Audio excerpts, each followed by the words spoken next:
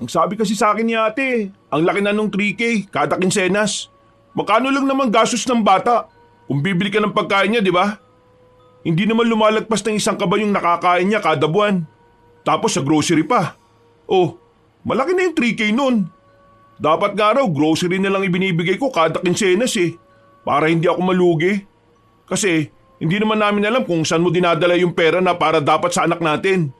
Malay ko bang ginagamit mo pansarili, kaya todo ka makagipit sa akin para magbigay ako ng sustento. Hindi ko dinadala kung saan ang pera.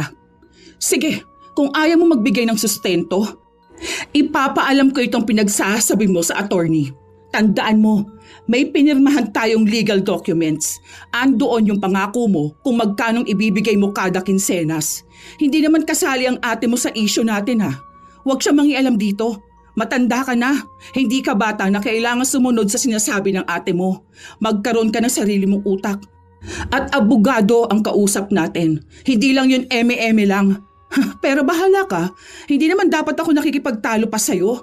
Magkita na lang tayo sa korte. Isama mo ate mo para mapahiya siya doon. May anak siya. Dapat alam niya kung anong karapatan ng bata. Pero pare-pareho kayong hindi nag-iisip. Akala nyo nilalamangan kayo? Para kay Apple itong ginagawa ko para sa karapatan ng anak ko.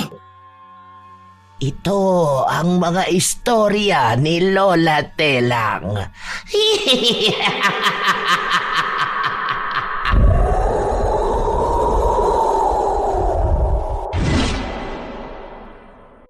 Ang pagiging ama ay isang responsibilidad. Nagkaroon man ng magandang samahan sa asawa o nauwi sa hiwalayan. Dahil ang bata ay kargo pa rin nila. Pero ang responsibilidad na yon ang pilit na iniiwasan ni Kenneth. Ayaw niyang magbigay ng sustento sa anak. Pero yun din ang bagay na magbibigay sa kanya ng parusa na tila ba susukuan niya.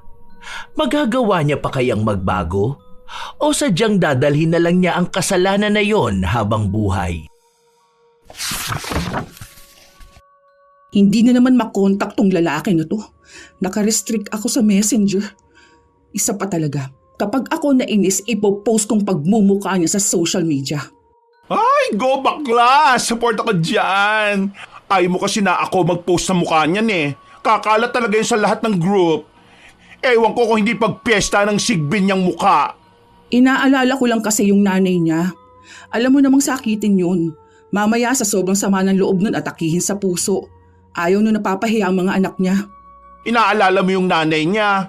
Samantalang di naman nila inaalala yung anak niyo. Kapal na mukha niya.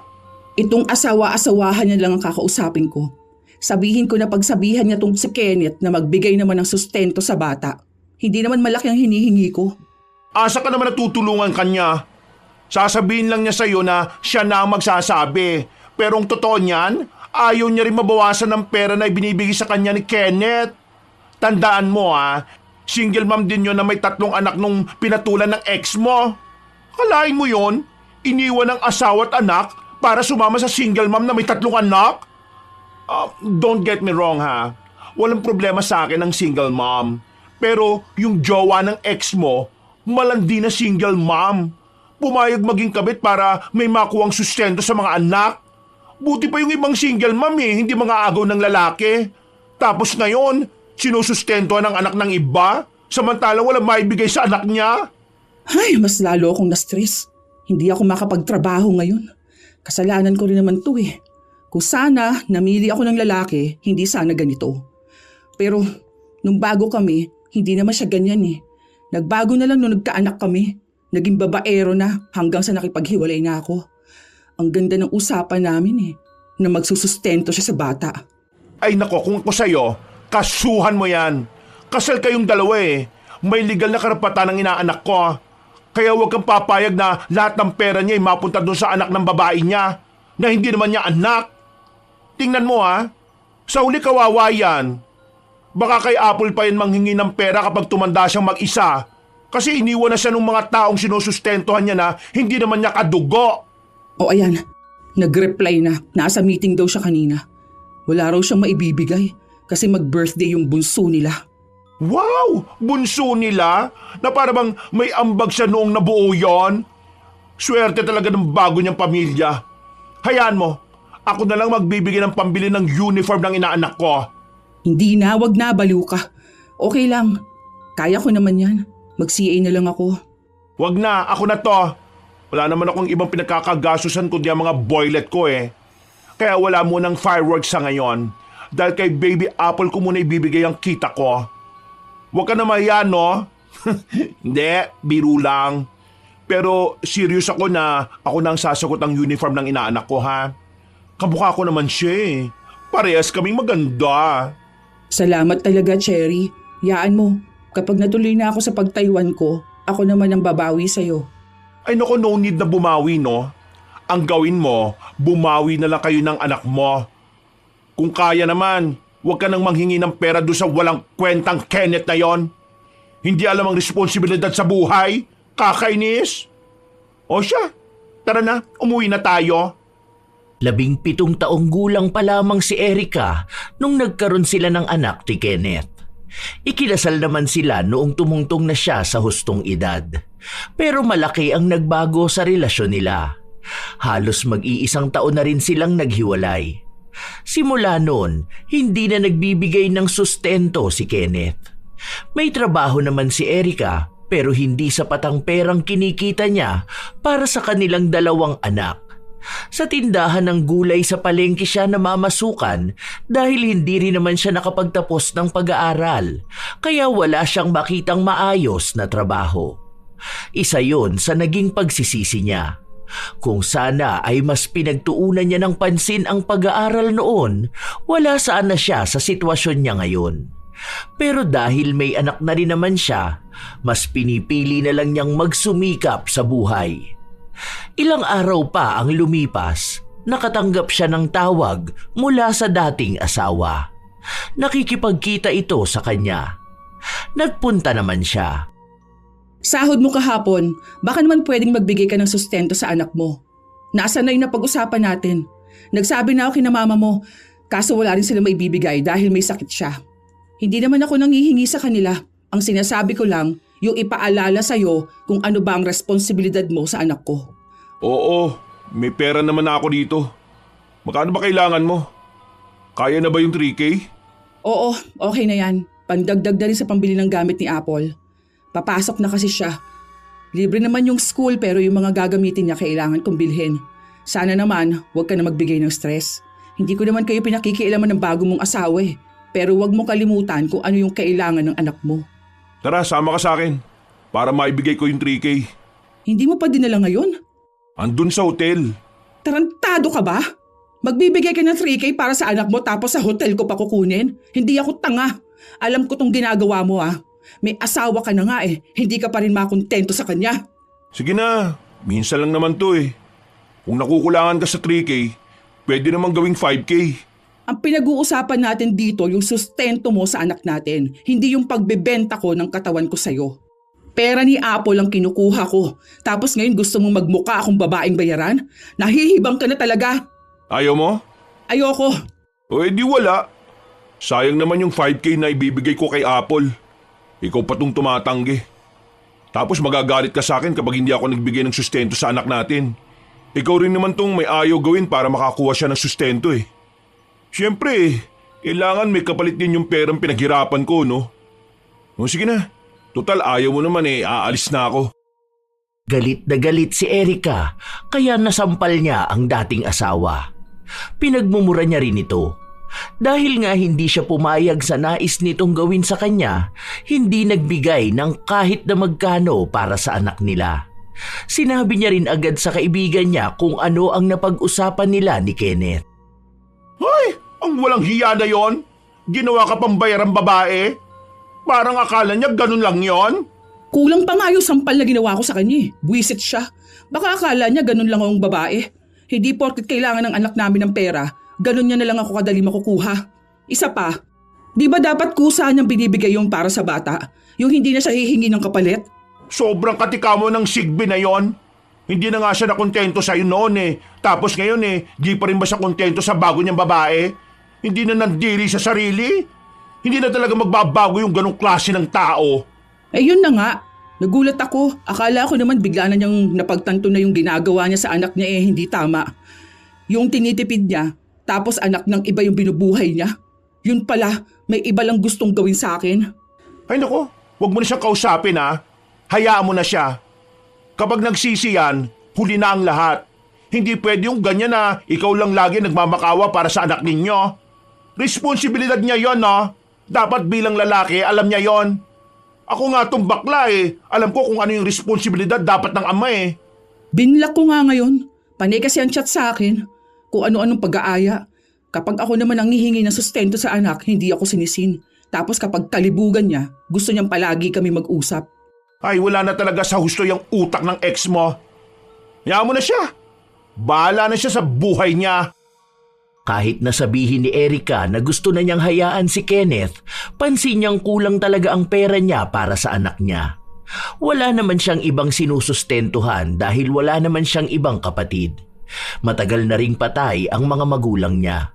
Kaya mahirap talaga para sa kanya ang maging mag-isa. Kung wala si Cherry, maaaring hirap talaga siya sa buhay. Marami na siyang utang sa kanyang kaibigan. Pero dahil mabait ito, hindi siya sinisingil o kaya ay sinusumbatan. Kahit ang pamilya ni Kenneth, walang naibibigay sa kanya. Hanggang sa isang araw, nagkaroon ng problema kay Apple.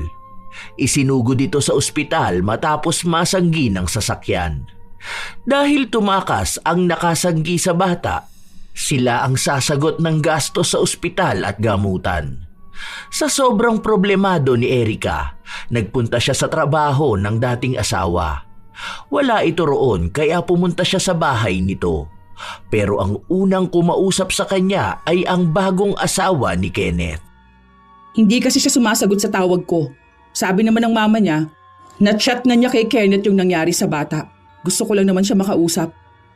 Nagalit sa kanya ang babae at sinabi na kaya lang siya naroon dahil gusto niyang guluhin ang kanilang relasyon. Ipinaliwanag ni Erica na matagal na siyang walang pagmamahal kay Kenneth at wala siyang balak na bumalik ulit ito sa kanilang buhay. Pero hindi siya pinaniwalaan ng babae. Pinagsaraduhan siya ng pinto at sinabing walang maibibigay si Kenneth dahil nga nagastos na ang lahat ng pera sa mga bata. Siya rin ang may hawak ng ATM nito. Hindi siya nagbibigay ng sobrang pera para hindi makapagsustento sa isa niyang anak, sa tunay na anak. Naiiyak na lang ang dalaga pero wala siyang ibang malapitan. Hanggang sa dumating ang kanyang kaibigan. Bakla, okay na to. Naibigay ko na nga yung isa kong laptop O ayan, may pera na tayo para kay Apple. Ano ka ba naman? Bakit naman nagbenta ka pa ng gamit mo? Okay lang yun, ano ka ba? Di ba 3 ang laptop ko? Ano naman ang gagawin ko doon? Isa lang naman ang ginagamit ko. Kaya naman nakatambak lang sa bahay, di ba? Masisira lang din yon. Di may pakinabang ngayon na naibenta ko. Nahihiya na ako sa mga pinaggagawa mo. Ikaw pa yung mukhang tatay sa anak ko Hoy, anong tatay? Ninang ako, no? Mami nang. Basta, yun na nga. Yung tatay niya, ayun. Lahat ng perang pinaghihirapan andoon sa anak ng iba. Hindi man lang ako hinarap. Nagpunta ka sa kanila? Oo, nagbabaka sakali kasi ako. Kaunting tulong lang naman yung kailangan ko Pandagdag lang sa pera na meron ako. Huling bigay niya kay Apple, nasa 700 lang yun. Tapos, 5 months na nagdaan. Kapag nagbibigay yun, hindi man lang tumataas ng 1,000. Gaga ka ba? Sinabi ko nga sa'yo na pabayaan mo na siya, di ba? Hindi magbibigay. Paano? Takot yun sa bago niyang asawa. Kaya nga kahit di niya anak yung 3 bata siya naging tatay at bumubuhay doon. Kita ko nga sa post ng babae na may bagong tablet yung panganay niya. Bigay nga raw ni Kenneth. Magkano yung tablet na ganun? Tapos cash pa ata nabili. Nakakuha ata ng bonus. Hayaan mo na nga kasi. Alam mo makakarma rin yung mga ganong lalaki. Dami na natin yung bago niyang asawa na masama rin ang ugali. Buti sana kung nagsasama sila tapos turuan niya si Kenneth na maging responsable rin sa totoong anak. Kaso siya pa itong nagsiselos kapag magbibigay ng bare sa totoong anak. Kaya wala akong respeto sa mga ganong klase ng babae Ewan ko, napapaisip na nga ako. Di ba si Ate Geraldine, nagpatulong sa team ni Tulfo? Yung hindi siya may papalabas pero tutulong yung team nila para magsustento yung asawa niya? Sila, hindi naman sila kasal. Pero nagawa ng paraan para mapilit yung lalaki na magbigay ng pera sa anak niya. Kami ni Kenneth, kasal kami. Baka mas matulungan ako kapag ganun, ano? Hindi naman kami i-interview talaga na ipapalabas eh.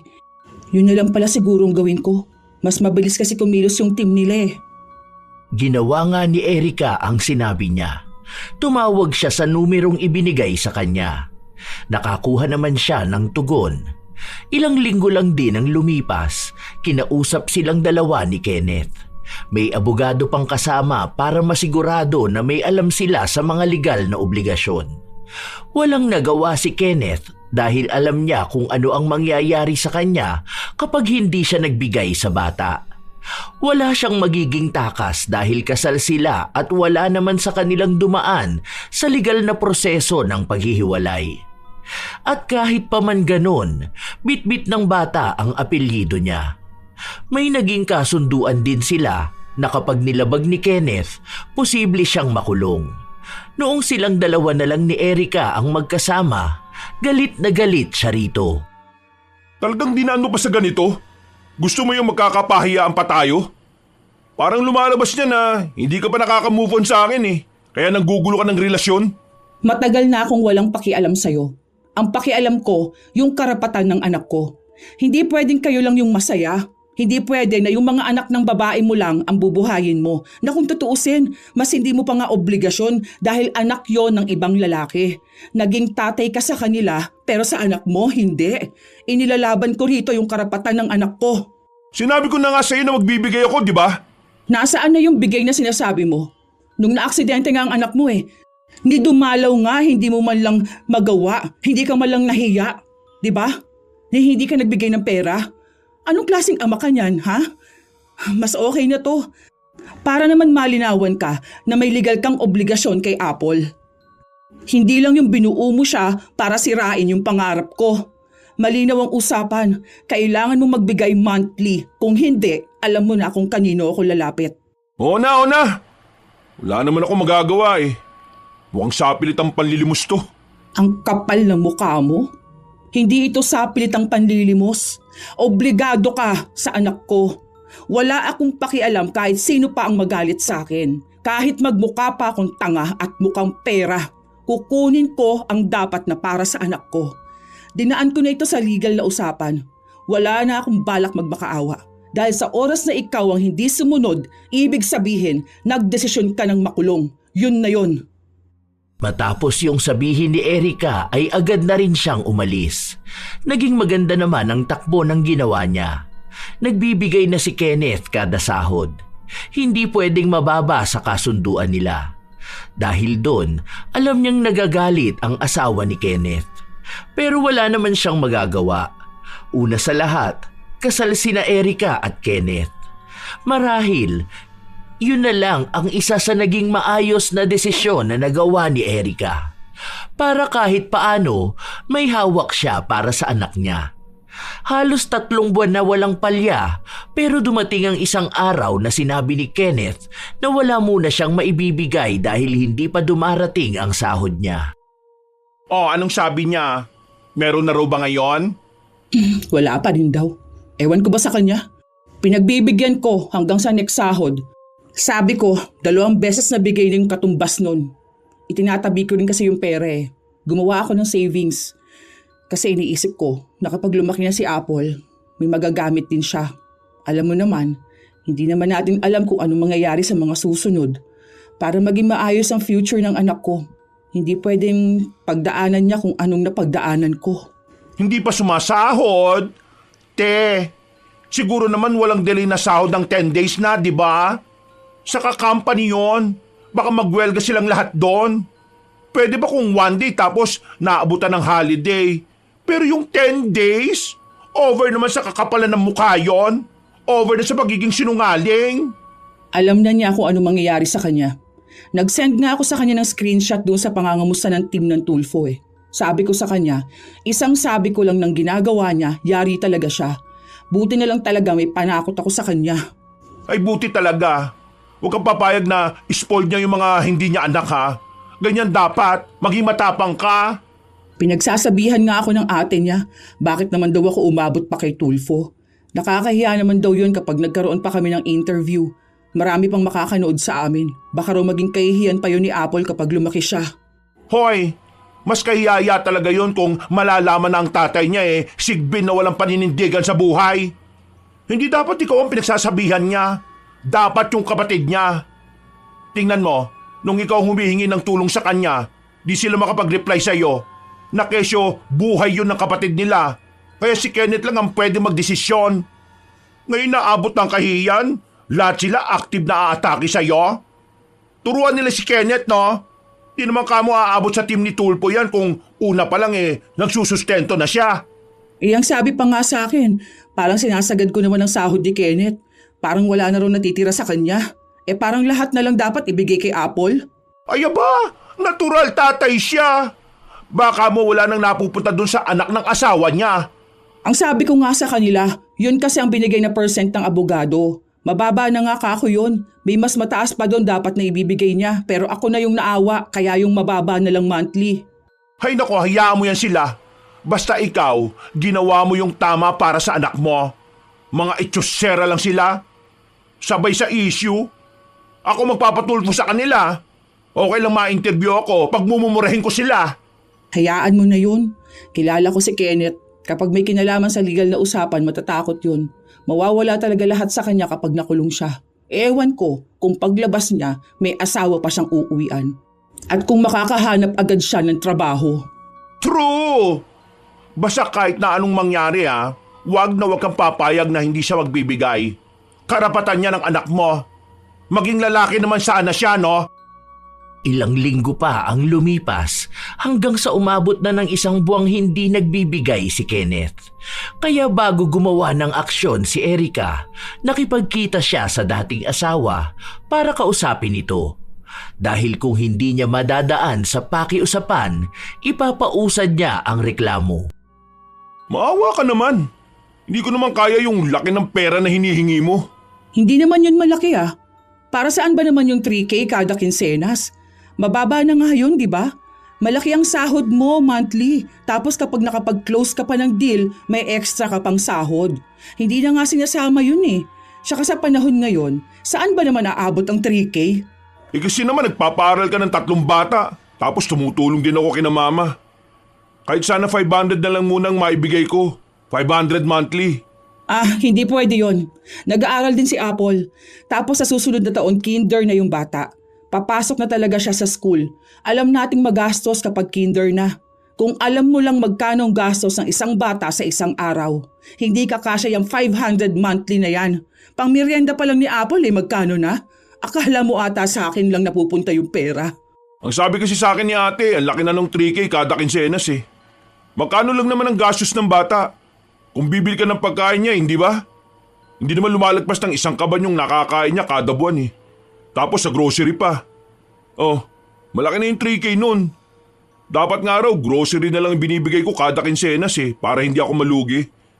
Kasi hindi naman namin alam kung saan mo dinadala yung pera na para dapat sa anak natin Malay ko ba ginagamit mo sa pansarili? Kaya todo ka makagipit sa akin para magbigay ako ng sustento. Hindi ko dinadala kung saan ang pera. Sige, kung ayaw mo magbigay ng sustento, ipapaalam ko tong pinagsasabi mo sa attorney. Tandaan mo, may pinirmahan tayong legal documents. Andoon yung pangako mo kung magkanong ibibigay mo kada kinsenas. Hindi naman kasali ang ate mo sa issue natin Huwag siyang mangialam dito. Matanda ka na, hindi ka bata na kailangan sumunod sa sinasabi ng ate mo. Magkaroon ka ng sarili mong utak. At abogado ang nakausap natin. Hindi lang yun eme-eme lang. Pero bahala ka. Hindi naman dapat ako nakikipagtalo pa sa'yo. Magkita na lang tayo sa korte. Isama mo ate mo para mapahiya siya dun. May anak siya. Dapat alam niya kung anong karapatan ng bata. Pero pare-pareho kayong hindi nag-iisip. Akala ninyo nilalamangan kayo? Para kay Apple itong ginagawa ko. Para sa karapatan ng anak ko. O yan, nananakot ka na naman. Hilig mo kasi yung pananakot ng ganyan Hindi ako nananakot. Alam mo naman na kapag sinabi ko, ginagawa ko. Buti nga ganito lang ginagawa ko Kaya magpasalamat ka na nung nahuli kitang may kabit, hindi ko kayo kinasuhan dahil hindi ako makikipag-agawan sa ibang babae. Ang inaano ko rito yung para sa anak ko. Maintindihan mo rin naman sana ako. Kasi may mga bata rin naman akong sinusuportahan eh. Hindi mo naman anak yung mga yun, di ba? Oh, bakit ka mangangamba kung wala silang sustento? Nasaan yung mga tatay na mga yun, ha? Naging katulad mo, di ba? Hindi nagbibigay ng pera sa anak? Huwag mong akuin ang responsibilidad ng ibang tao. Ang gawin mo, yung responsibilidad mo sa totoo mong anak. Pwede mo silang ituring na anak mo, pero huwag mong talikuran kung sino ang tunay mong kadugo. Mag-asawa ka na nga lang ulit ng bago. Para yun na lang ang maging ama ni Apple. Para siya na bumuhay sa inyo. Nagpapatawa ka ba? Ha? Naririnig mo ba yung pinagsasabi mo? Talagang sinasabi mo sa akin na ipasa ko sa ibang lalaki yung responsibilidad mo? Hindi yun ganun kadali. Wala pa akong plano na magkaroon ng asawa. Kung saan-saan pala pupunta tong usapan natin eh. Para din naman yun sa bata. Para may maging tatay siya. Isa pa, hindi ko rin naman ginusto na magkaroon ng anak eh. Ah, wow talaga ba? Kaya pala iniwan mo yung isang anak para magpalaki ng 3 anak ng iba. Yung isang responsibilidad mo lang sana, ginawa mong 3 at umako ng anak ng iba. Nakakatawa ka rin talaga, ano? Hindi pa fully develop yung utak mo. Hindi gumagana ng naaayon sa edad mo eh. Nakakaawa ka mag-isip. Eh kasalanan mo rin naman kung bakit tayo nagkahiwalay eh. Di ba? Kung sana hindi mo ako pinalayas, edi sana walang problema na ganito. Sana kusa ako nagbibigay sa anak natin. Eh nung pinagtabuyan mo ko, sila lang naman yung tumanggap sa akin eh. Sa kanila ko naramdaman yung totoong pamilya. Nakakahiya naman sa panluloko mo sa akin, no? Nagpapaawa ka sa kasalanan mo rin naman. Eh sa akin naman ngayon ang bato ng sisi, ha? Ikaw ang nagloko, kaya pinalayas kita. Tapos tinodo mo, kasi hindi ka malang umako ng kasalanan eh. Sumama ka rin naman doon sa babae mo para bumuo kayo ng masayang pamilya. O wala na yon. Okay na, hindi naman na rin kita babawiin sa kanya eh.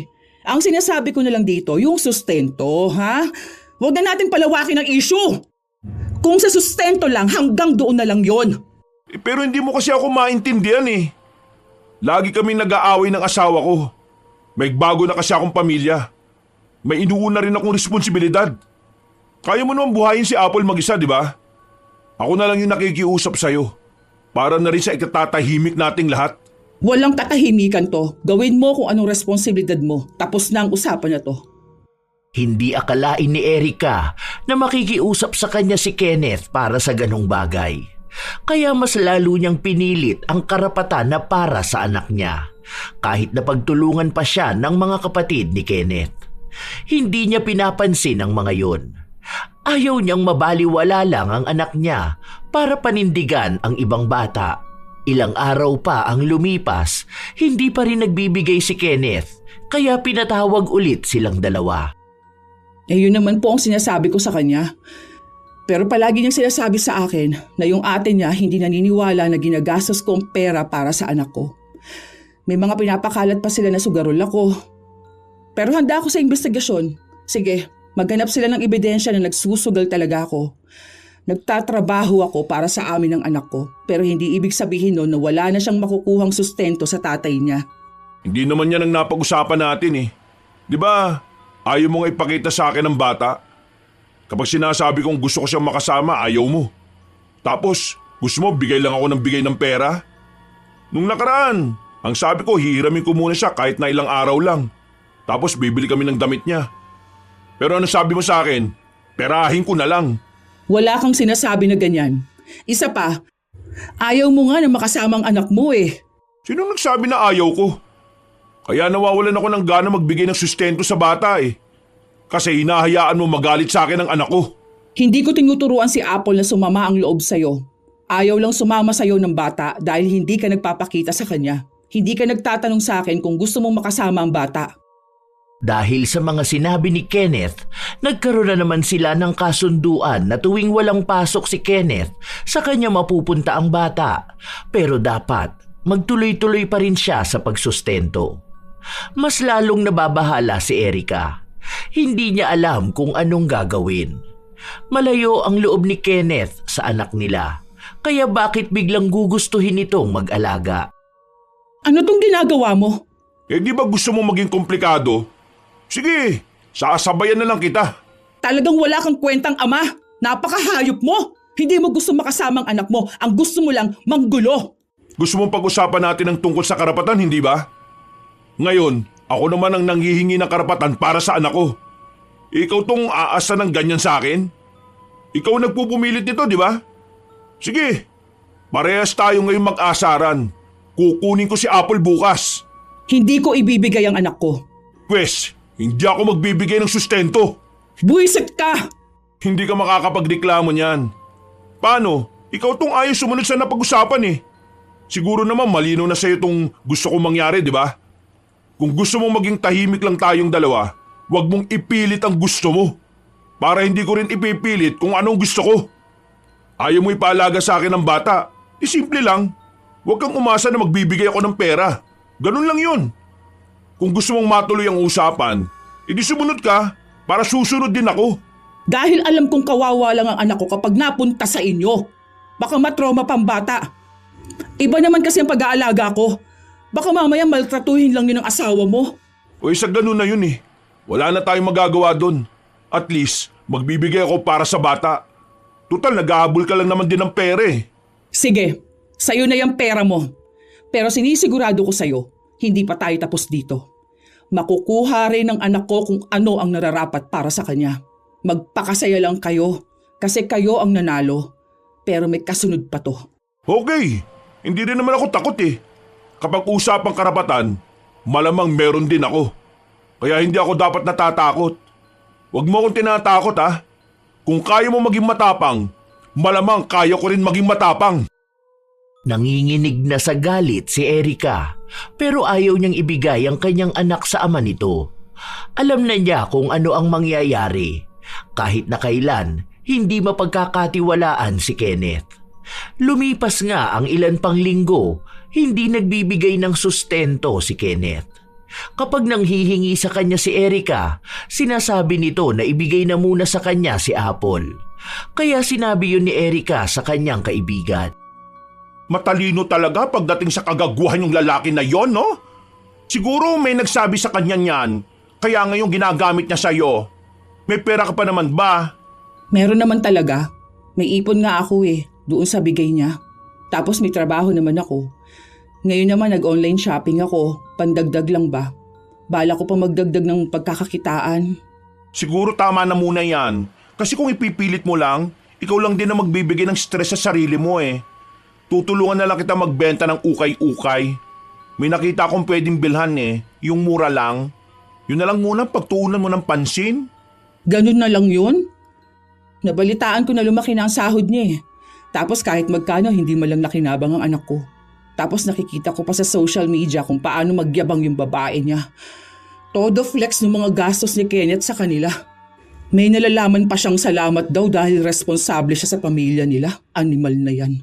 Paano naman naging responsable yun? Talagang swerte siya. Isipin mo yon na ibibigay ni Kenneth yung kailangan ng 3 niyang anak. Kaya ayaw magbigay kay Apple kasi feeling nalalamangan. Hayaan mo. Huwag ka may stress. Akong bahala sa inyo ni Apple. Ako ang gaganti para sa inyong dalawa. Ha? Ano namang gagawin mo? Basta, ako nang bahala doon. Huwag ka na may stress. Sisiguraduhin ko talaga na magdurusa yan sila. Talagang malaking aral ang matututunan nila. Ewan ko kung hindi siya magising sa kahibangan niya. Uy, huwag kang gumawa ng masama ha. Baka ikaw naman ang mapahamak dyan sa iniisip mo. Hayaan mo na lang kami sa problema na to. Ay, hindi pwede, bakla ka. Kakampi mo ako, no? Alam mo naman na tayo ang BFF, di ba? Kaya tong gagawin ko, tulong ko na rin sa inyo. Para matauhan niyang Kenneth na yan. Basta ikaw ha, focus ka lang sa goal mo at sa anak mo. Gotcha, girl! Hindi alam ni Erika kung ano ang balak gawin ng kanyang kaibigan. Pero huminto na muna siya sa pakikipag-usap sa dating asawa. Kahit sa mga kamag-anak nito. Dahil wala rin naman siyang magandang nakukuha mula sa kanila. Puro na lang sama ng loob. Isang buwan ang lumipas, malapit na magpasko nung mga panahon na yon, kaya kita na niya sa social media kung paano magyabang ang bagong asawa ni Kenneth kasama ang 3 bata na anak nito. Sa tuwing nakikita yon ni Erica, nakakaramdam talaga siya ng galit. Lalo na't matagal-tagal nang hindi nagbibigay si Kenneth. Kaya nung isang araw na nagkita sila, sinabi niya ang hinanakit niya. Malamang malaki ang magiging bonus mo niyan. Tapos kanino mo lang uubusin? Doon sa mga hindi mo anak? Kahit man lang Pasko, wala kang maibibigay sa anak mo? Sa Pasko, dali mo sa bahay para makapagbigay ako. Sakto yung mga ampaw ko sa bahay. May laman na yung tig-100. Agahan nyo lang ha. Baka maubusan kayo. Wala na ako maibigay. 100 ang ibibigay mo sa anak mo sa Pasko? 100 talaga? O bakit? Huwag mo kasing gawing mukhang pera si Apple. Ang bata pa nung bata oh. Kung ngayon gusto mo makita niya na pera ang mas mahalaga sa lahat, baka paglaki niyan mas malaki na hingin niyan. Huwag mo rin gawing spoiled. Dapat turuan mo siyang matuto magpasalamat sa kung ano lang ang naibibigay sa kanya. Talaga ba? Minsan ba naririnig mo ang sarili mo? Alam mo yon, bago ka matulog, parang naaalala mo lahat ng pinagsasabi mo sa akin. Tapos yung ginagawa mo sa buhay mo, ginagawa mo sa anak mo. Yun bang realization, ha? Ganon? Wala talaga? Ano bang iisipin ko kung wala namang mali? Bibilang ko kasi ng pamasko yung mga anak ni ate. Kaya wala akong matitira sa pera ko.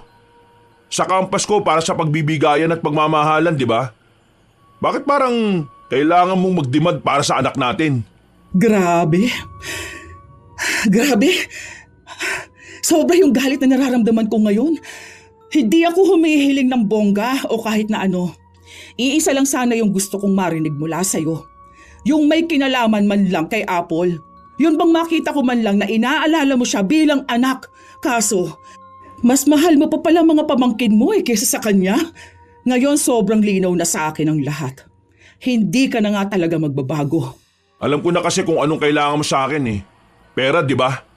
Yun lang naman ang gusto mo kaya nakikipagkita ka sa akin Pero hindi mo na lang ako mapilit magsustento kasi alam mong may hinihiling din ako. Ewan ko sa'yo. Simula ngayon hindi na kita guguluhin. Totoo na to. Hindi na ako manghihingi ng tulong sa'yo o kahit na anong may kinalaman sa anak natin. Pero hindi ibig sabihin nito na tuturuan ko ang anak natin na magalit sa'yo. Iisa lang ang hiling ko. Sana hindi ka magsisi sa mga desisyong ginawa mo ngayon. Sana panindigan ka rin ng pamilyang pinaninindigan mo ngayon. At sana hindi dumating yung araw na kapag nagsisi ka, maging anak mo wala na rin puso para sa'yo. Yon ang nag-iisang hiling ko sa'yo ngayong Pasko. Sana maging masaya ka na. Sana nga wag mo nang maisip ang anak mo kahit na kailan. Huwag nang dumating yung araw na saka mo siya kikilalanin at babawian kapag wala na sa'yo ang lahat at naging miserable ka. Hindi na naghintay pa si Erica nang sasabihin ng dating asawa. Kusa na siyang umalis. Wala na talaga siyang kahit na anong nakikitang pag-asa. Kaya hahayaan na lang niya itong mas ituring na anak ang ibang tao kaysa sa tunay niyang anak. Total ay yun din naman ang gusto ni Kenneth, ang manahimik na lang sila. Hanggang sa sumapit ang Pasko, walang paramdam si Kenneth. Nibatiin man lang ang anak, maging ang mga kamag-anak nito, hanggang sa umabot ng sumunod na taon. Nagpatuloy na lang si Erica sa kanyang trabaho at pag-aalaga sa anak habang kasama niya ang kaibigan niya. Isang araw, tumawag ang kapatid ni Kenneth sa kanya at nagtatanong kung pwedeng kunin niya muna ang dating asawa. Nagtataka siya nung una pero sinabi sa kanya na wala raw itong trabaho at pinalayas na ng kinakasama niya. Nakikitira ito sa kanila pero wala silang pansustento sa kanya. Ay, bongga! Super happy ko talaga. O di ba? Ngayon naghihirap na siya. Anong gusto ng pamilya niya? Ikaw ang tutulong? Hoy, wag mo yan siyang tatanggapin ha. Sinasabi ko sa'yo, sasabunutan talaga kita. Hayaan mo siya magdusa. Dapat damihin niyang malala kung ano yung galit at sakit na nararamdaman mo noon. Hindi ko talaga siya kukunin. Saan ko naman siya dadalhin? Saan ko siya patitirahin? Alam nga naman na ako magpakain sa kanya. Yung sahod ko sapat lang sa amin ni Apple. Tapos dagdag pa yung pag-iipon ko para sa kinabukasan ng anak ko. Hindi ko pwedeng agawan yung anak ko para may maibigay lang sa kanya. Siya nga di ba? Ibang tao ang inuna niya noon.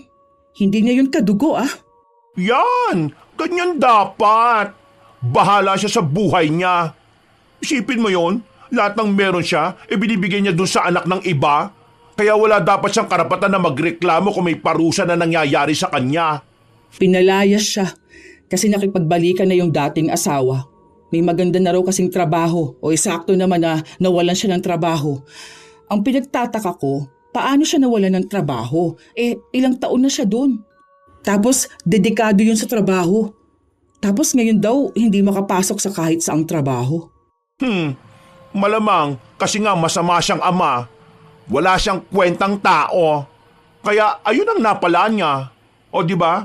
Yung ate niya todong suporta sa kanya sa mga kagaguhan niya. O bakit ngayon, tinatakwil na rin siya? Iba talaga kapag wala kang pakinabang sa isang tao Noon kasi, yung mga anak niya naging responsibilidad ng ex mo. Kasi nga wala siyang pera, di ba? Kaya ganyan talaga. Basta ako, nung nagsasama kami, kaya ako lang naman siya pinalayas kasi nga nagloko siya. Pero hindi dahil sa kung ano-ano pa. Pero bahala na siya dyan. May trabaho siya o wala. Hindi naman nagbago ang buhay namin ng anak ko. Wala pa rin naman siyang dulot sa amin. Huwag lang talaga akong guguluhin niya sa ganyan. Nako, tama na ang stress na naramdaman ko sa kanya. Yun na lang yun. Tama ka dyan. Hayaan mo siya maghirap. Ilang araw ang lumipas, palaging tumatawag ang ate ni Kenneth kay Erica. Palaging nagtatanong kung kailan siya pwedeng lumipat sa kanya. Dahil hanggang sa mga oras na yon, wala pa ring makitang maayos na trabaho si Kenneth. Kaya sa inis ni Erica, nagpunta siya sa bahay ng ate ng dating asawa. May mga bagay siyang gustong linawin. Bakit ba akong binubuliglig ninyo? Hindi ko responsibilidad ng lalaking yan Nagkaroon na yan ng bagong asawa, di ba? At ikaw naman Kenneth, bakit ba Ano bang akala mo? May pananagutan ako sa'yo? Matagal na tayong hiwalay, hoy! Hindi ko kailangan ng asawa at mas lalong hindi kailangan ng anak ko ng tatay. Kasal tayo, di ba? Ibig lang sabihin nun, dapat obligasyon mo rin ako. Kahit na anong mangyari, asawa mo pa rin ako. Hoy, sa papel lang tayo kasal, hello? Hiwalay na tayong dalawa. Kung yung anak mo nga na dapat obligasyon mo, tinalikuran mo, di ba? Dapat doon ka humingi ng pananagutan sa pamilya na pinanindigan mo. Hindi sa akin, hindi sa anak ko. Wala ka na sa buhay namin Hindi kita kargo. Doon ka sa mga taong binuhay mo. Tandaan mo sana yung mga araw na halos lumuhod na ako sa harapan mo para lang makapagbigay ka kay Apple. Tandaan mo rin yung mga araw na pinagtatabuyan mo kami dahil masaya kang buhayin yung anak na hindi naman galing sa'yo. Huwag naman sana masyadong makapal ang pagmumukha mo, ha? Kaya nga ako nakikiusap sa'yo Kung hindi mo na ako mahal, hindi ko naman ipipilit ang sarili ko Ang sinasabi ko lang, baka pwede mo naman akong tulungan. Ako naman muna ngayon. Labas na ako sa problema mo. Hindi kita anak para sustentuhan. Ang ginagawa kong pagpapakahirap sa trabaho ngayon para to kay Apple, hindi para sa'yo. Dahil kasal lang ako sa'yo pero hindi kita kaano-ano. Maghanap ka ng trabaho. Bumangon ka ng pangsarili mo. Hindi mo ako nanay na aakay sa'yo kapag nadapa ka. Pinili mo ang ibang tao, kaya wala kang dapat ihingi ng tulong sa akin. Yan ang pinili mo. Magkaroon ka ng paninindigan sa desisyon mo. Kung sana naging mabuti kang tao, kahit na naghiwalay na tayo, magagawa ko pong tumulong sa'yo. Pero hindi ganun ang ginawa mo Kaya bahala ka sa buhay mo. Kahit na anong pangongonsensya ng pamilya ni Kenneth, hindi siya nakinig. Kinausap pa siya ng ina ng dating asawa at sinabi sa kanya na parte naman ng pagsasama ng mag-asawa ang pagkakamali. Wala naman daw naging anak si Kenneth sa ibang babae. Baka makaya pa nilang maayos ang relasyon nila, basta wag lang siyang magmatigas. Dahil paglaki ni Apple, hahanapin niya rin ang kanyang ama. Pero buo ang paninindigan kay Erica. Hindi na siya magpapabalik ng isang taong nanakit sa kanya. Diba? Bakit naman ganun? Bakit ako naman ngayon ang pinipilit nila? Parang lagi na lang lumalabas na akong mali Pero bahala siya dyan. Hindi ko tutulungan yung tao na yun Anong gusto nila? Akong bubuhay kay Kenneth ngayon? Hoy, kung ako nga hindi nila tinulungan nung hirap na hirap ang buhay namin ng anak ko. Ay nako, buti na lang hindi ka marupok. Sobrang proud talaga ako sa'yo, te. Lagi nila akong kinukonsensya na kapag daw nakabangon si Kenneth, wag akong hihingi ng tulong. Baka raw kapag may pera na ulit siya, hihingi ako ng sustento para sa anak namin. Sabi ko nga wala na akong balak magmakaawa pa. Kasi kung gusto niya talaga magbigay, siya ang magbibigay ng kusa. Hindi ko na siya kukulitin. Kung yung 3 anak na pinanindigan niya, todo ang luho tapos yan ano nangyari? Di ba iniwan siya? Kung yun ng mga yun hindi na konsensya. Kasi nga, hindi naman siya kadugo. Tanga kasi siya eh. Iniwan ng asawa at anak para sa babae na may anak na rin. Yan, buti nga sa kanya. Hindi pa ulit makakahanap ng work ngayon. Ang galing, epektibo talaga yung pangungulam na pinagawa ko sa kanya. Ha? Kulam? Anong pinagsasabi mong kulam? Ay, nadulas ako. Sorry. Okay, anong kulam? Ha? Kinulam mo si Kenneth? Hoy, paano? Hindi. Ganito kasi yan. Hindi naman to yung kulam na yung bad na kulam. I mean, bad pa rin naman to. Pero di siya yung yung may sakit, ganon. Kasi tong kulam na ginawa ko, pampabigat lang sa buhay.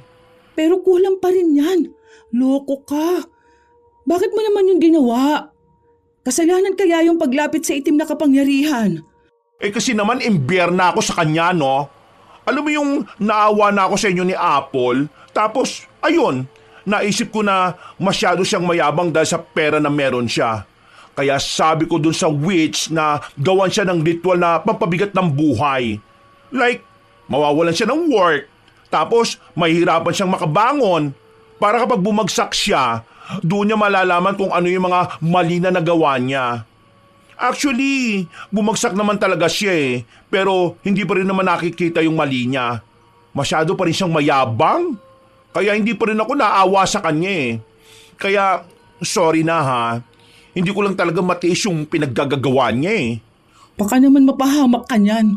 Ano ka ba naman? Ako pa yung nag-aalala sa pinaggagawa mo. No, wala naman daw tong balik sa akin. Saka, hindi naman ganun ka-bad yun. Tingnan mo baligtad na nga lahat siya nang nagmamakaawa.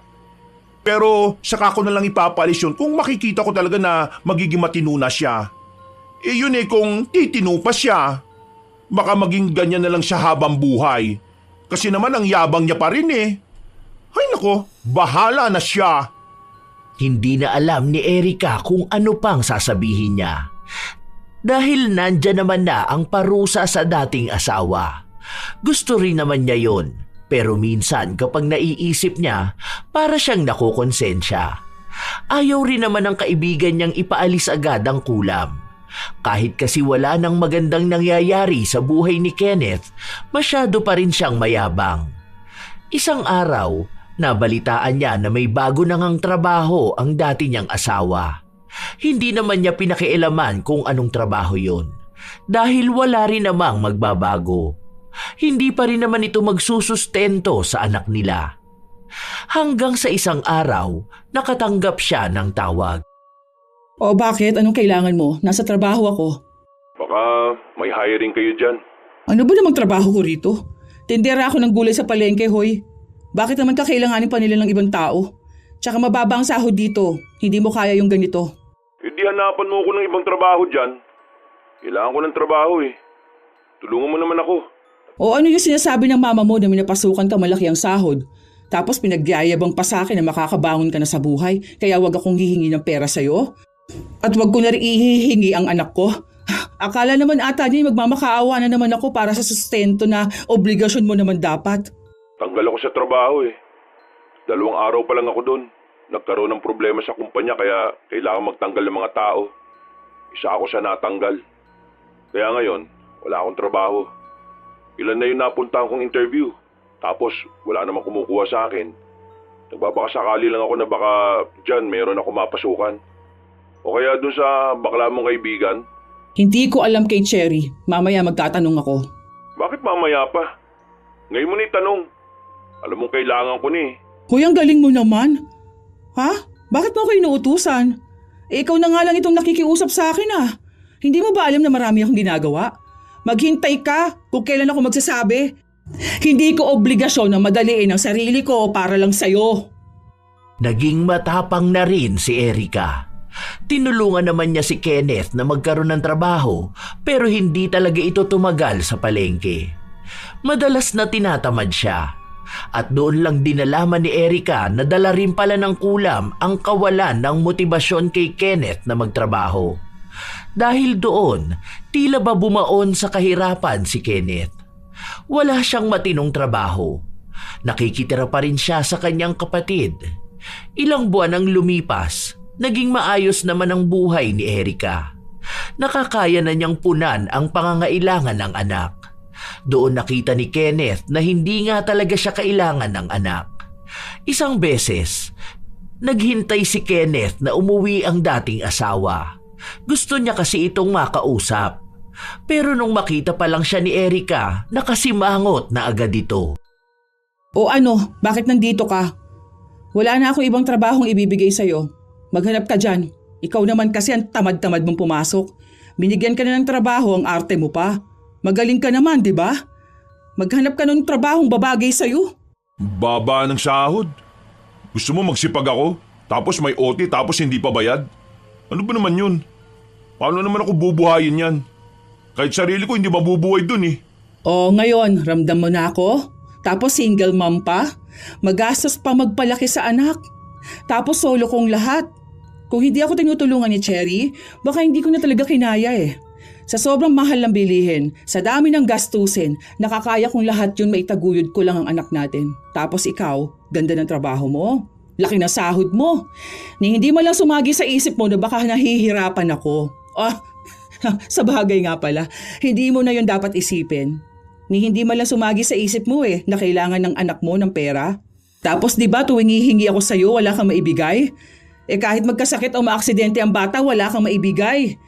Kasi iniisip mo na isa lang ang anak ko kaya dapat kaya ko yun, di ba? Nakaya ko naman siya kahit papaano. Kaya nga hindi na kita kailangan eh. Hindi ka na talaga namin kailangan. Alam ko na yun. Gabi-gabi na yun ang iniisip ko. Maniwala ka man o hindi, laging yan ang laman ng isip ko. Ngayon pa, no? Ngayon pa kung kailan wala ka na talaga magagawa para may maitulong sa anak mo? Kasi kahit sa sarili mo hindi mo nga mabuhay ngayon. Alam ko kung ano yung mali ko. Kaya nga nagsusumikap ako ngayon para makabawi. Ang tanga ko.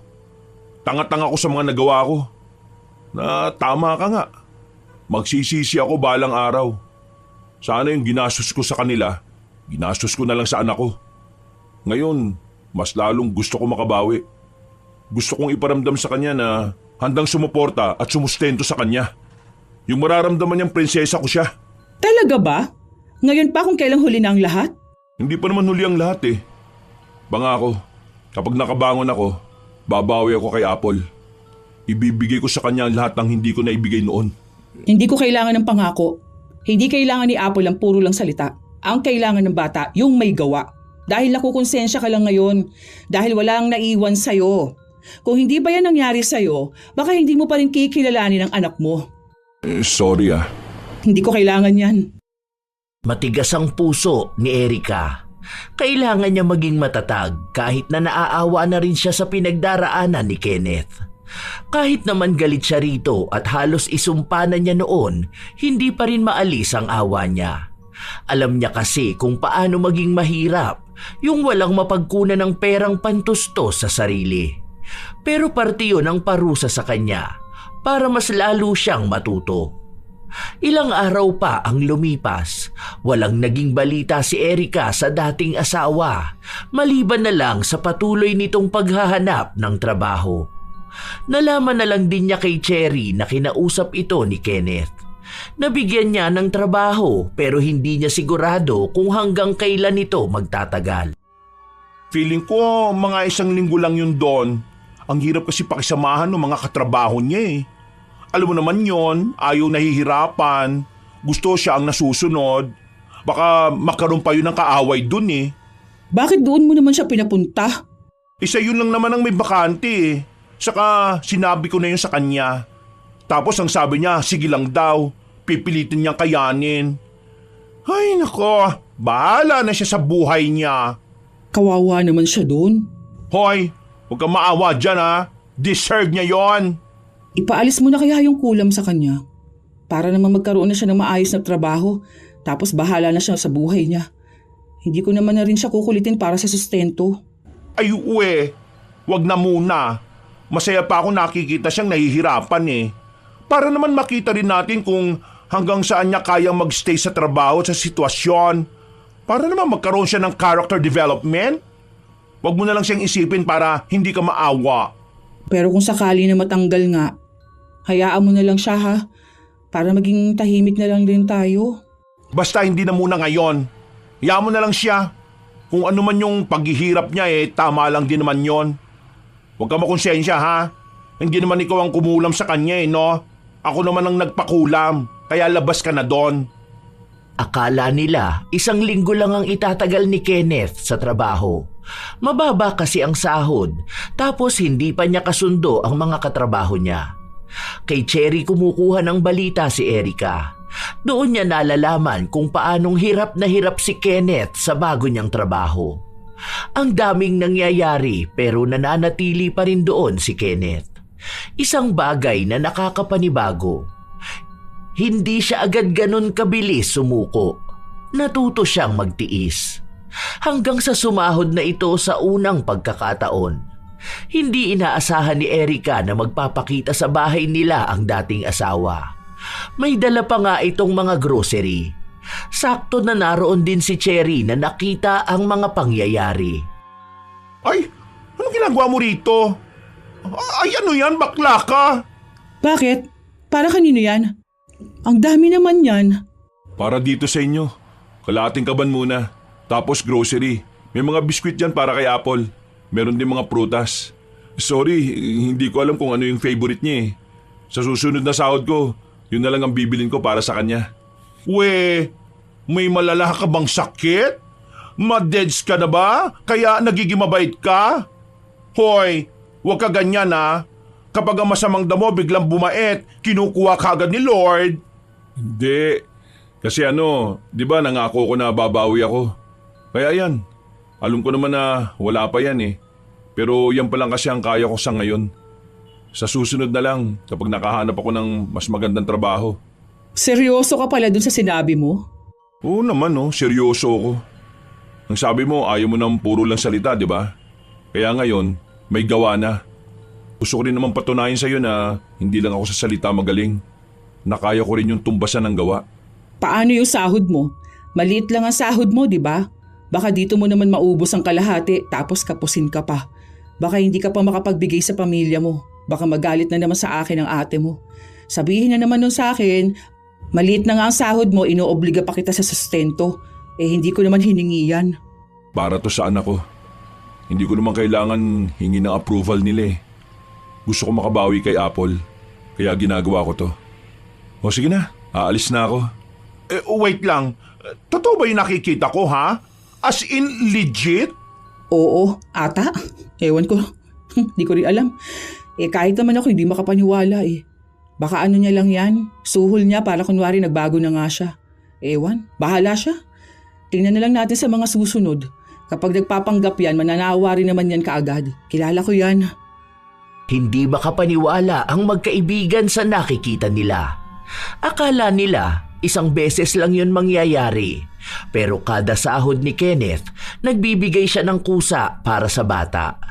Minsan, binibilhan niya ito ng damit o mga gamit na kailangan ng bata. Kaya hinahayaan na lang ni Erica kung ano ang ginagawa ng dating asawa. Para naman yun sa bata. Isang araw, bumisita si Cherry sa bahay ng kaibigan. Nakita niya na may mga bagong gamit si Apple. O ano yan? Bili ni Kenneth? Ang dami naman yan, girl. Oo, umalis sila kanina ni Apple. Gumala sila sa mall. Sabi niya bagong sweldo siya. Oh, buti pinayagan mo siyang hiramin ng bata. Samantalang noon ni ayaw mong ipahawak sa kanya yung anak ninyo. May himala na rin talaga nangyayari Oo, wala namang masama dun. Total anak niya naman si Apple. Tsaka wala silang bonding dalawa eh. Nakikita ko rin na nagiging maayos na siya ngayon. I mean, yung alam na niyang obligasyon niya. Mukhang tuminutino naman na rin kahit papaano. Saka parang nawawala ang stress niya kapag kasama niya ang anak niya. Ngayon alam na niya gaano kasaya makipag-bonding sa anak. Yung palang isa sa sasabihin ko. Balita ko nga na hirap daw siya sa trabaho niya eh. Paano? May bully doon. Kaso, di naman makaalis. Takot din naman siyang mawalan ng trabaho. Ayon, di ko akalain na makakatis pala siya ng ganun katagal, no? Kasi dati, ang bilis niya sumuko sa trabaho eh. Paano? Mabilis din kasi siyang makuha. Kaya akala niya ganun palagi. Ngayon, natuto na rin siyang magpahalaga. Hindi lang sa trabaho, pati na rin sa anak niya. Mukhang totoo na dedikado na siya sa buhay niya. Hindi na yung katulad noon na sobrang yabang, pero hindi naman nagsusustento sa anak. Siguro okay na yan. Tanggalin mo na yung kulam para makahanap na rin ng maayos na trabaho, para makaipon na rin siya para sa sarili niya. Hayaan mo na siya. Kung babalik siya sa pagtalikod sa anak niya, kasalanan na niya yun. Buhay niya yan eh. Magsustento man siya o hindi. Sure ka ba? Oo naman. Tsaka ayoko na rin ng mabigat sa utak na iniisip ko na kinulam siya dahil lang sa akin, no? Hoy, baka love mo na ulit siya, ha? Hoy, hindi no. Itong ugnayan namin para lang to sa bata. Saka maiintindihan din ni Apple kung anong meron sa amin ng daddy niya. Hindi ko rin naman siya iniiwas sa bata. Nasa kanya na yon kung paano niya gugustuhin magkaroon sila ng bonding ng anak niya. Basta, ipaalis mo na yung kulam. Okay na yan. May natutunan naman na siguro yun. Sinunod ni Cherry ang sinabi sa kanya ng kanyang kaibigan. Natanggal naman ang kulam pero takot pa rin si Kenneth na sumubok na maghanap ng bagong trabaho. Iniisip niya na kapag umalis agad siya, baka matagalan na naman siyang makahanap ng trabaho at matigil siya sa pagbibigay ng sustento sa anak. Ngayon pa ba na nagiging malapit na sila ng anak at nakikita niyang masaya ito sa mga naibibigay niya. Isang araw, umuwi siyang kasama si Apple. Nakatulog sa biyahe. Pagod na pagod. Sobrang saya niya maglaro eh. Ang dami kasing bata na kasing edad niya lang. Sabi nga niya balik daw siya dun sa susunod. Ang sabi ko, pakabait lang siya sa'yo para makabalik kami dun. May hiring pala doon sa company ng jowa ni Cherry. Baka gusto mo lang, pwede ka naman doon. Nasabi ko na rin yun kay Cherry. Kung gusto mong araw, isend mo na lang sa kanya yung resume mo. Pwede mo naman yun sa messenger eh. Hindi ko alam. Baka hindi rin ako makuha dun. At least, dito sa trabaho ko, napagtiyagaan ko naman na. Subukan mo lang, wala namang masama. Kung makukuha ka, di maganda. Kung hindi, hanap ka ng ibang trabaho. Alam naman na yun ni Cherry, kasi ako yung una niyang sinabihan. Kaya sabi ko sa kanya, tulungan ka makapasok dun. Thank you ah. Sige na, umalis ka na. Alis na kaagad? Di ba pwedeng dito muna? Ano naman gagawin mo dito? Tulog naman na si Apple. Tsaka wala ka rin namang tutulugan dito. Umalis ka na lang. Usap lang muna tayo. Tungkol saan? Tungkol sa bata? O bakit? Ano bang gusto mong pag-usapan natin? Okay naman tong ganitong setup. Huwag ka na maghangad ng iba. Ayoko na rin ang kahit na anong ugnayan sa'yo. Basta lahat ng pag-uusapan natin tungkol lang sa anak natin. Hanggang doon na lang tayo. Wala na talaga? Wala na. Sa mga sumunod na buwang nakalipas, nagkaroon ng bagong trabaho si Kenneth. Doon na sa mas malaking sahod, kaya naibibigay na niya ang kailangan ng anak. Kusa niya yung ginagawa. Hindi na niya hinihintay na manghingi si Erica. Habang si Erica naman, hinahayaan na lang siyang gawin kung ano ang gusto niya. Maganda naman ang naging resulta ng pagbabago ni Kenneth. Dahil yon sa kulam, kaya may takot na rin siyang gumawa ng mali. Iniisip niya na yun na ang pangalawang pagkakataong ibinigay sa kanya at hindi na niya sasayangin pa. Hindi lang si Apple ang inaasikaso ni Kenneth dahil maging si Erica. Nagbibigay rin ng panahon sa dating asawa. Isang araw, nagkita ang magkaibigang sina Cherry at Erica habang ang usapan nila ay tungkol pa rin kay Kenneth. Pero at least, mas okay naman na siya ngayon, di ba? Hindi tulad noon. Parang ayaw niya nang kilalanin ng anak niya. Ay, buti na lang nakabawi-bawi rin siya kahit na papano. Pero di ko talaga akalain na ganyan ah. Kahit naman ako, no? Akala ko nga hindi na siya magbabago. Aminin, laking tulong ng kulam. Malaki talaga. Parang nauntog yung ulo niya eh. Tapos doon siya nagising sa mga kalokohan niya. Paano? 3 anak na hindi naman kanya ang ginawa niyang spoiled. Ang ending, babalikan din ng babae yung asawa niya. Kung hindi ba naman siya magalit sa sarili niya nun eh. Basta sana nga magtuloy-tuloy na to. Para naman sa bata. Huwag naman yung kapag nakakilala na naman siya ng iba, saka naman balik sa kalokohan niya. Baka hindi na naman niya kilalanin ng anak niya. Aba, kilala na siya ng mangkukulam. Mas madali lang ulit yung gawin. Hoy, wag mo na ulit yun gagawin ha. Hayaan mo na siya. Kung may sisirain siya ngayon, yun na talagang kasalanan niya. Bahala na siya dun. Basta alam ko lang masaya si Apple ngayon. Pero hindi pa rin ako kampante. Bahala siya. Kung magtutuloy-tuloy yan, nakusa niyang ginagawa, di masaya. Kung manawa siya, problema niya na rin yun. Ilang buwan pa ang lumipas, nakikita naman ni Erica na kusa na talagang ginagawa yon ni Kenneth. Kaya hanggat alam pa ni Kenneth ang pagiging responsabling ama, hinayaan na lang niya ito. Hanggang sa dumating ang kaarawan ng kanilang anak at magkasama silang dalawa. Simpleng pagsasalo-salo lang naman yon kasama ang mga kaibigan ng kanilang anak. Wala lang ang pamilya ni Kenneth dahil mukhang hindi pa rin sila maayos kay Erica. Ang ate kasi ni Kenneth hindi kumbinsido na kusang nagsusustento ang kapatid niya. Iniisip niyang pinipilit na naman ni Erica. Pero hindi na kailangan pang patunayan ni Erica ang kanyang sarili. Si Kenneth naman din ang nagtatanggol sa kanya. Nung wala na ang mga bisita, nagmamadali na rin si Cherry na umalis. O sige na, aalis na muna ako. Bahala na kayo dyan ha. Kaya nyo na yan. Malaki na kayong dalawa. Enjoy and kiss kayo later. Hoy, anong kiss? Baliw ka. Tulog na ba si Apple? Oo, kaya pwede ka na umuwi. Kung hindi ka uuwi, dyan ka sa sala matulog. Matigas lang, wala kasing extra foam eh. Salamat pala ha, masaya si Apple. Kaya nga natutuwa ako. Kaya gusto ko na makita siyang masaya palagi. Oh, uuwi ka ba o dito ka? Oo, uwi na ako. O sige, baka naghihintay na yung asawa mo. Wala naman akong asawa Jesus, ikaw pa?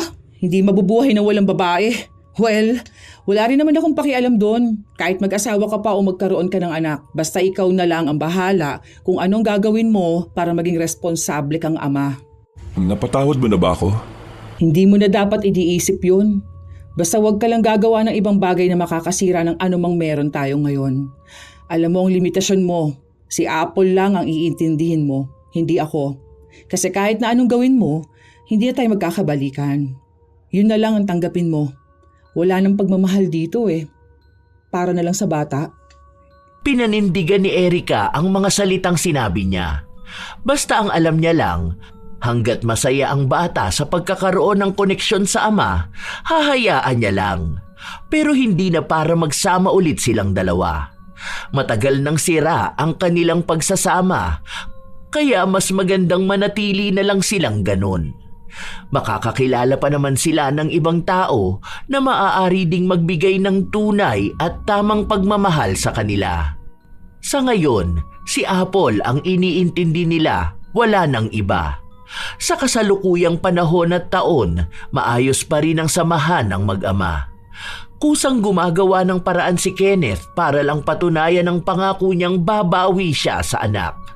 Yung mga panahon na sinayang niya sa ibang tao, gusto niyang higit at sobra pa ang meron ng kanyang anak. Wala pa ring bagong karelasyon sina Kenneth at Erica, kaya hanggang ngayon ay nanunuyo pa rin si Kenneth. Umaasa na baka may maayos pa kahit nahuli na ang lahat. Sadyang si Erica ang hindi na kaya pang tumanggap ng pagmamahal. Pero hindi niya alam kung ano ang mangyayari sa hinaharap. Ang mahalaga, natuto na si Kenneth maging isang responsableng ama. Isa sa mga pinakamabigat na desisyong maaaring kaharapin ng isang mag-asawa ay ang paghihiwalay. Kapag naghiwalay ang mag-asawa, kadalasan ang iniisip lamang ay ang pagtatapos ng relasyon. Ang sakit, ang sama ng loob, ang pagkabigo. Ngunit sa likod ng desisyong yon, may isang bagay na hindi kailanman dapat mapag-iwanan. Ang responsibilidad sa anak. Ang paghihiwalay ng mag-asawa ay maaaring wakas ng pagsasama bilang magkapareha, ngunit hindi ito wakas ng pagiging magulang. Lalong hindi ito wakas ng pagiging ama. Ang pagiging ama ay hindi titulo na nawawala kapag nawala ang asawa. Hindi ito kontratang pwedeng tapusin kapag hindi na masaya ang relasyon. Ang pagiging ama ay habang buhay na pananagutan na nagsimula sa sandaling nabuo ang bata. Kahit magbago ang sitwasyon ng relasyon, ang obligasyon ng ama sa anak ay nananatili. Tunay na walang perpektong ama, pero may responsabling ama. Klase ng ama na hindi tumatakbo sa obligasyon. Tandaan na ang sustento ay hindi lamang tungkol sa pera. Ito ay tungkol sa pag-ako. Pag-ako na may bunga ang bawat kilos. Pag-ako na ang pagiging ama ay hindi kondisyonal, hindi pansamantala at lalong hindi nawawala sa oras na kailangan siya. Ang sustento ay obligasyon, hindi lang basta pabor, at ang dangal ng isang lalaki na susukat sa kanyang paninindigan. Malalim ang usapin tungkol sa obligasyon. Tunay na may mga ama na kinalilimutan yon kapag hiwalay na sa asawa. Sa mga amang nakikinig ngayon, naway wag sanang takasan ang pagsusustento sa mga bata. At sa mga ina, naway maging responsable ang ama ng inyong mga anak. Kayo ba mga apo, anong opinyon nyo ukol sa kwento ng buhay ni Erica? Maaari nyo yang ibahagi para amin ding mabasa. Naway nakapaghatid ito ng magandang aral para sa inyo. Ito ang inyong Lola Telang at maraming salamat sa pakikinig nyo mga apo.